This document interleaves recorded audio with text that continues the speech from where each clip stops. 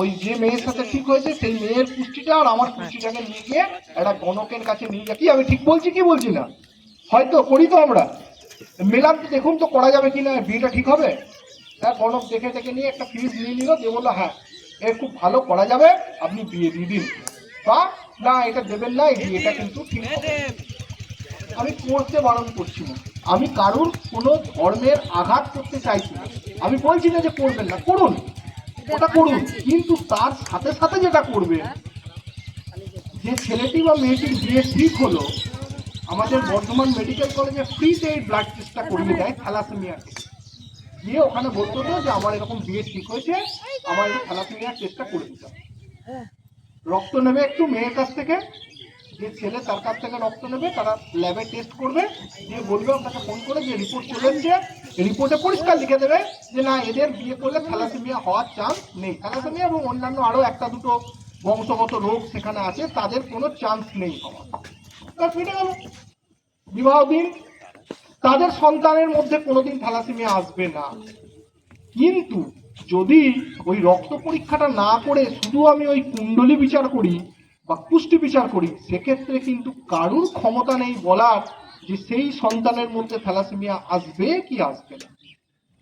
এই যে যে বাচ্চাগুলো থ্যালাসেমিয়া এখন হয়েছে, যারা রক্ত নিচ্ছে, তাদের কিন্তু ওই ভুলটাই তারা করেছে, তারা বিয়ের আগে রক্ত পরীক্ষাটা করায়। আমার কথা হচ্ছে বিভিন্ন রোগের ক্ষেত্রে যদি আমি রক্ত পরীক্ষা করতে পারি, তাহলে আমি ফ্রিতে কেন এইটুকুটার জন্য করতে পারবো না? অসুবিধা কি আছে? যেখানে ফ্রিতে হচ্ছে বর্ধমান মেডিকেল কলেজে, যদি কেউ ফ্রিতে নাও চায় যে না বাবা আমি মেডিকেল কলেজে যাবো না, ও হসপিটালে গিয়ে লাইন দিয়ে বসে থাকে, এ টাকা বেসরকারি যে সমস্ত জায়গায় রক্ত পরীক্ষা হয় 400 টাকা হচ্ছে তার রেট। ওই দেখবেন গণক যার কাছে আপনি দিয়েছেন সে হয়তো 1000 টাকা নিয়ে নিচ্ছে আপনার কাছ থেকে, এটা বলার জন্য। তো ফ্রিতে দেবে না, বলবে না, সে পুষ্টি মিলিয়ে টিলিয়ে আনটান করে বলেছে, তার জন্য সে হয়তো 1000 টাকা ফিস নিয়েছে। তাহলে আমি 400 টাকাটা কেন দিতে পারবো না রক্ত পরীক্ষার জন্য, যেখানে আমার সন্তান বা সন্ততি ভবিষ্যতে এই থ্যালাসেমিয়ার মতো মারণ রোগ থেকে হাত থেকে রক্ষা পাবে? এই প্রশ্নটা কিন্তু মাথার মধ্যে রাখতে হবে।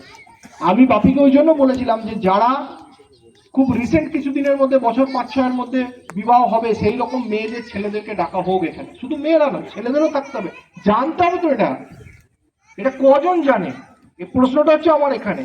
হয়তো 400 টাকা খরচা করার মতো ক্ষমতা অনেকেই আছে, বিয়েতে আমরা লাখ লাখ লাখ লাখ টাকা খরচা করে দিচ্ছি, লোককে খাওয়াতে লাখ টাকা খরচা করে দিচ্ছি এক রাতে, প্যান্ডেল করছি, লাইট ইয়ে করছি, কিন্তু একটা 400 টাকা রক্ত পরীক্ষা আমি করতে পারবো না?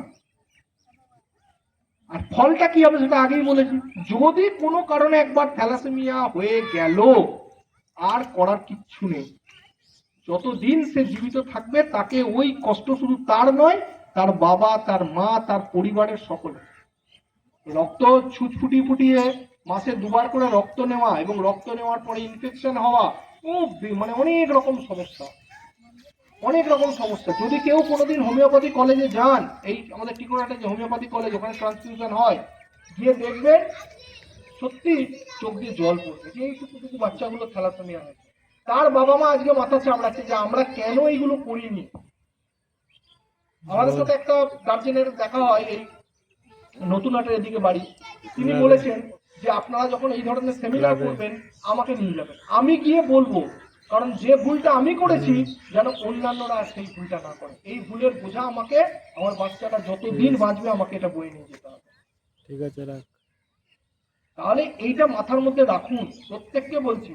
আপনাদের আজকে এখানে অল্প জন আছেন, গোটা 25-30 জন আছেন, কিন্তু আপনাদের মধ্য দিয়ে এই বার্তাটা আরো ছড়িয়ে যায়। যেখানে যার বিয়ে ঠিক হবে, বিয়ে ঠিক হয়ে গেছে, খুব ভালো, পুষ্টি মুষ্টি যা বিচার করছে করো, আমি বারণ করছি না, কোথাও যেতে বারণ করছি না, নিজেদের বিশ্বাস নিজেদের কাছে সে করুন, কিন্তু তার সাথে সাথে রক্ত পরীক্ষাটা করুন।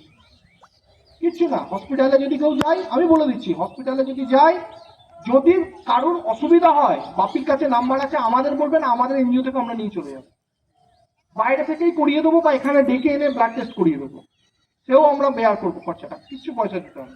কিন্তু করুন, কিন্তু করুন, কারণ এই একটা থ্যালাসেমিয়া বাচ্চা গোটা সমাজের সমস্যা, কারণ একার সমস্যা নয়, গোটা সমাজের সমস্যা। বুঝতে পেরেছেন? এই ব্যাপারটার জন্যই কিন্তু আজকে আসা আপনাদের কাছে, বলা যে এইরকম একটা রোগ আছে এবং এটা বাবা মার মাধ্যম দিয়েই সন্তানের মধ্যে আসে। এবার আপনি বলতে পারবেন বাবা মার মধ্যে তো আছে, কই লক্ষণ তো প্রকাশ পায় না হয়। যারা বাহক হয় তাদের না ওইভাবে বোঝা যায় না। তাদের বোঝা যায় কখন, যখন উঁচু জায়গায় তাকে তোলা হবে, একটা পাহাড়ে তাকে উঠতে বলা হবে, যান উঠুন তো, বা এখান থেকে টানা সিঁড়ি দিয়ে 10 তলা উঠুন তো, তখন সে বুঝবে কি ব্যাপার, আমার কিছু ওঠার পরে কেন হাঁপানি হচ্ছে, শ্বাসকষ্ট হচ্ছে।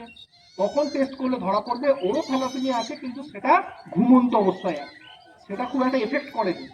ওই উঁচু জায়গায় উঠতে গেলে তখন শ্বাসকষ্টটা সে বুঝতে পারবে। মানে ও হচ্ছে বাহক।